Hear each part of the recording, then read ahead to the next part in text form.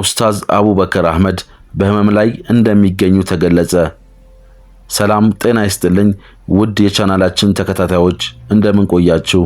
ዛሬም እንደተለመደው በአዲስ አነጋጋሪ ጉዳይ ተመልሰን መጥተናል። እንደነዚህ አይነት አዳዲስና ወቅታዊ መረጃዎች እንዲደርሳችሁ ላይክ፣ ሼር እና ሰብስክራይብ እያደረጋችሁ እንዲሁም ደግሞ በርከት ያሉ ቪዲዮዎች በዩቲዩብ ላይ ሲጫኑ ቀድሞ ለእናንተ የማስታወቂያ መልእክት ወይም ኖቲፊኬሽን እንዲደርሳችሁ የደወል ምልክቷን መጫናችሁን አትርሱ እያልኩኝ ዛሬ ወደ ያስኩላችሁ ጥንቅር አልፋለሁ። አብራችሁን ቆዩ። ኡስታዝ አቡበከር አህመድ በህመም ላይ እንደሚገኙ ተገለጸ። በኢትዮ ጠቢብ ሆስፒታል የሚገኘው የብዙ ሺህ ሙስሊም አባት የሆነው ኡስታዝ አቡበከር አህመድ ታሞ ተኝቷል። በዱዓችሁ አስቡት። ከዚህ በፊት በቱርክ ሀገር ሕክምና እያደረገ የነበረ ሲሆን ተሽሎትም እንደነበር ይታወሳል። ሆኖም ግን በአሁኑ ወቅት ባጋጠመው ህመም የተሰማንን ስሜት ከመግለጽም በዘለለ አላህ ምህረት ሰጥቶት ጤንነቱ እንዲመለስ በየእምነታችን ጸሎት እንድናደርግለት እያሳሰብን ኡስታዝ አቡበከር ማን ነው? ለህብረተሰቡ ያደረገው አስተዋጽኦ ምን ናቸው? የሚሉትን በጥልቅ እንዳስሳለን። የኡስታዝ አቡበከር አህመድ የህይወት ታሪክ ከልጅነት እስከ አዋቂነት ያለው ህይወት። በኢትዮጵያ ውስጥ ካሉ እጅግ የተከበሩ የእስልምና ሊቃውንትና መምህራን አንዱ የሆነው ኡስታዝ አቡበከር አህመድ በአንደበተ ርቱዕነቱ በመልካም ስነ ምግባሩና እስልምናን በማገልገል የእድሜ ልክ ትጋት የሚደነቅ ነው።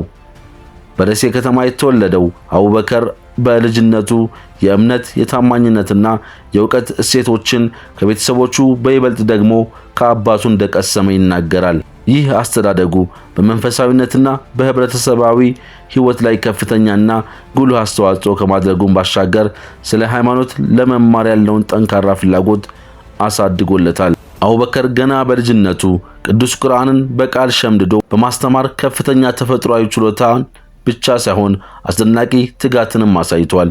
የሃይማኖት ትምህርቱን ከታዋቂ ሊቃውንት ተከታትሏል። በዚህም የቁርአን ትርጓሜ፣ ተፍሲር፣ እስላማዊ ዳኝነት፣ ፊቅህ፣ ሐዲስና የአረብኛ ቋንቋ ቀስሟል።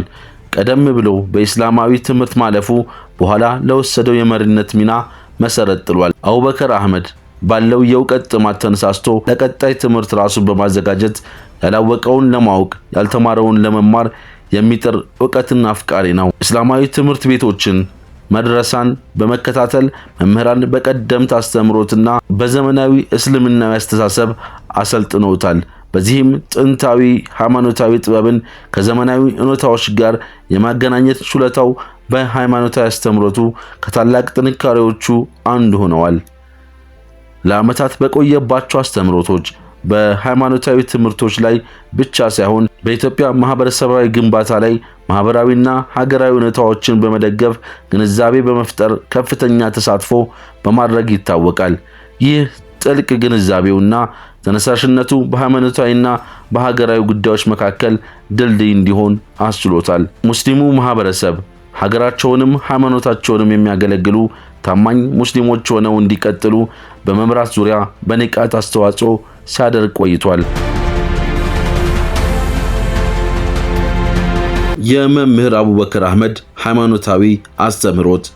ኡስታዝ አቡበከር አህመድ በጁሙዓ ንግግሮቹ፣ ኹጥባዎች፣ ትምህርቶችና ሃይማኖታዊ ፕሮግራሞችን በመምራት ታዋቂነትን አግኝቷል። የሱ ንግግሮች ግልጽ፣ ቀላልና ጥልቅ የሆኑ ናቸው። ይህም ከተለያዩ አስተዳደግ የመጡ ሰዎች ከቃሉ ጋር በቀላሉ እንዲገናኙ ያስችላቸዋል። ልዩ የሚያደርገው መንፈሳዊ ጉዳዮችን ብቻ ሳይሆን በተራ ሰዎች ህይወት ላይ በቀጥታ የሚገናኙ ትምህርቶች፣ የቤተሰብ ህይወት፣ ስነ ምግባር፣ የማህበረሰብ አንድነትና ማህበራዊ ፍትህን የመሳሰሉ ጉዳዮችን ውስጥም በመግባት መፍትሄ የማምጣት ችሎታው ይደነቃል። ብዙውን ጊዜ እስልምናን በአምልኮ ስርዓቶች ውስጥ ብቻ ሳይሆን በዕለት ተዕለት ድርጊቶቹ፣ ግንኙነቶቹና ኃላፊነቶቹ ውስጥ በተግባር በመኖር አጉልቶ ማሳየት ችሏል። የሃይማኖታዊ አስተምህሮት ስልቱ ቀልጠፍ ባለ አነጋገር አስተዋይነትንና በምሳሌዎች ቀለል አድርጎ መናገርን እንዲላበስ አድርጎታል። ይህም በኢትዮጵያውያን ሙስሊሞች ዘንድ እጅግ ከሚደነቁ መምህራን አንዱ እንዲሆን አድርጎታል። ብዙዎች እርሱን የሃይማኖት መምህር ብቻ ሳይሆን የሥነ ምግባር አባት አድርገው ይመለከቱታል። የኡስታዝ አቡበከር ትምህርቶችና ዋና ዋና መልእክቶች። ኡስታዝ አቡበከር በሃይማኖታዊ አስተምሮቱ ወቅት በርካታ እንኳን የሆኑ እሴቶች ላይ በተከታታይ ግንዛቤ ፈጥሯል። ከነዚህም ውስጥ እምነትንና ስነ ምግባርን በማስተማር እስልምናን እንደ አኗኗር በመጠቀም ሰዎች እንዴት መናገርና ምን አይነት ባህሪ መያዝ አለባቸው፣ ለሙስሊሙ ማህበረሰብ አንድነትን በመስበክ የጋራ ጥንካሬና ስምምነት አስፈላጊነትን በማሳየት ትምህርታዊ ዕውቀት የእድገት ቁልፍ እንደሆነ በማመን ወንዶችም ሆኑ ሴቶች ልጆች ሃይማኖታዊና ዓለማዊ ትምህርት እንዲማሩ አጥብቆ መክሯል። ሰላምና አብሮ መኖርን በማስተማር በሙስሊሞችና በሌሎች እምነት ተከታዮች መካከል መቻቻልን፣ ሰላማዊ ኑሮንና መከባበርን ያበረታታል። ወጣቱ ትውልድ ጎጂ ባህሪያትን፣ ጽንፈኝነትን ወይም ተስፋ ቢስነትን አስወግዶ በምትኩ ኃላፊነት የሚሰማው ስነ ምግባር ያለውና አምራች ዜጋ እንዲሆን አነሳስቷል። በህብረተሰቡ ውስጥ እያደረገው ያለው ሚና። ከመስጂድ አስተምሮቱ ባሻገር ኡስታዝ አቡበከር አህመድ በኢትዮጵያውያን ሙስሊሞች ህዝባዊ ህይወት ውስጥ ትልቅ ሚና ተጫውቷል። በኢትዮጵያ የሃይማኖት ነጻነትና ፍትህ እንዲሰፍን ለሙስሊሙ ማህበረሰብ የእኩልነት ጥያቄዎችን በመጠየቅ ድምጽ ሆኖ ቆይቷል።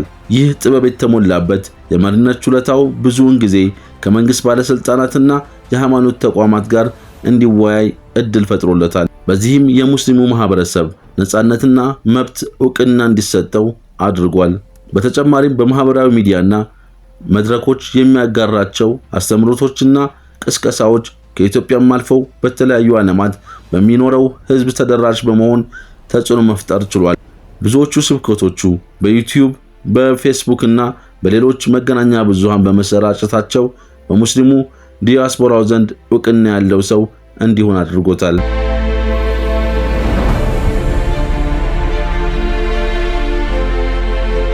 ኡስታዝ አቡበከርን ያጋጠሙት ችግሮች።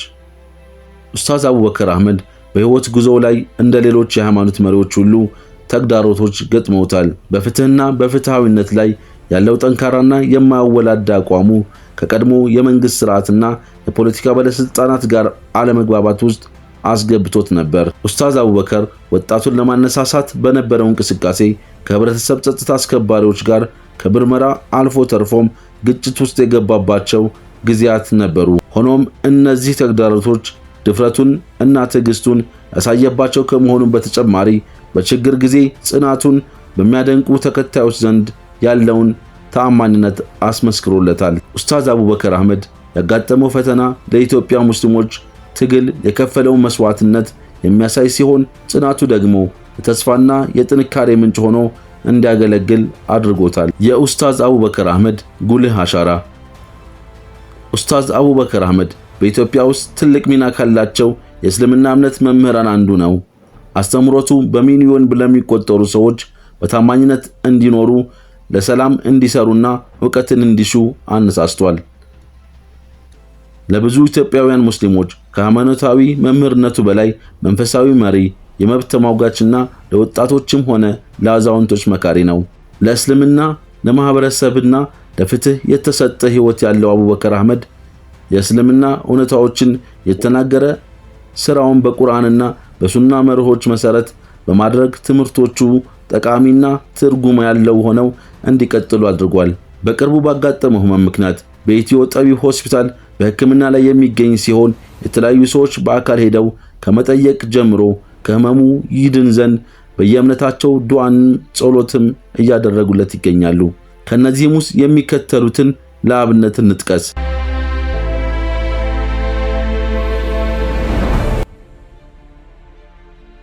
አቡኪ ለባብሶ ከወጣ የሰው ሀጃ አለበት ማለት ነው። ከግል ስራው ይልቅ በሽምግልና ወይም የማህበረሰብ ችግር እየፈታ አሊያም የአንድ ወንድም ችግር በመፍታት ላይ ቢዚ ሆኖ ታገኘዋለህ። የሰው ጉዳይ መጥቶበት አልችልም ብሎ መመለስ አይሆንለትም። አላህ በሐጃህ ላይ ይቁምልህ፣ ፈውሱንም ያውርድልህ። አደከመህ ይድከም፣ ይራገፍም በሽታ። ያንተ ነገር የማይሆንለት ክፉን ሲሰሙ የሚያነቡ አይኖች አላፍ ናቸው። ዱንያ ላይ የመሰከሩልህ አንደበቶች በአላህ ዘንድ ይመስክሩልህ በማለት ሙንሺዱ አሊ አሚን በፌስቡክ ገጹ ጽፎለታል። ሌላኛው ታዋቂና በብዙ ነሽዳዎቹ ተወዳጅነትን ያተረፈው ሙንሽዱ ሙዓዝ ሐቢብ በፌስቡክ ገጹ እንዲህ ሲል አቡበከር አህመድን ገልጾታል። አሞታል ሲሉኝ ወላሂ ውስጤ ተረብሿል። ለማንም ሰው ደግ ነው። ሲረዳ ሲቸር ሙስሊም ክርስቲያን አይለይም። ደግነቱን ማንም ይመሰክራል። በግል እንኳን ሳውቀው ሁሌ በሰው ሐጃ እንደተወጠረ ነው። በዋሪዳ መድረኮች ላይ አዳራሽ እንኳን ስንከለከል እንቅፋት ሲበዛብን ፈጥኖ ደርሶ የሚያስፈቅድልን ተዋቸው ይስሩ ወጣቶች ናቸው የሚለው ሐቂቃን እሱ ብቻ ነበር። አዎ የአቂዳ የሐሳብ አስተሳሰብ ልዩነቶች ይኖራሉ። ሌሎች ወንድሞቼ ጋርም እክል ሊኖር ይችላል። የግል ችግሮች ግን በፍጹም የሉብንም። ለኔ በተለይ ወላሂ ትልቅ ባለውለታዬ ነው። ከማግባቴ በፊት ጊዜ አንስቶ በብዙ መንገድ ያግዘኝም ይረዳኝም ነበር። ሌሎች ሲቃወሙኝ፣ ስራዬን ሲጥሉ፣ ሲያጣጥሉ፣ እርሱ ግን በዚህ ጉዳይ አንድ ቀን ተናግሮኝ አያውቅም። አንዲት ቃልም ተንፍሶና ፊቱን ቀይሮብኝም ጀርባውንም ሰጥቶኝም አያውቅም። ይህን ስላደረገልኝ ብቻ አይደለም። ኡስታዝ አቡበከር አህመድ መልካምነቱ የበዛ ሰው ነው። በግል ቀርባችሁ ስላላያችሁት ግለሰቦች ግን አልፈርድም። ኡስታዝ አቡበከር አህመድ ታሟል። ብዙ የምመኝለት ነገር አለና አላህ አፊያውን ይመልሰው፣ የአፊያ ቀሚስ ያልብሰው፣ በዱዓችሁ አትርሱት ሲል በጽሑፉ ሐሳቡን ገልጿል። ኡስታዝ አቡበከር አህመድም ሲያመው ለተጨነቁ የት ገባ ብለው ለጠየቁት በዱዓም በጸሎትም ላሰቡት ወዳጅና አክባሪዎቹ እንዲህ ብሏል። የአላህ ሰላም እዝነትና በረከት በሁላችሁም ላይ ይሁን።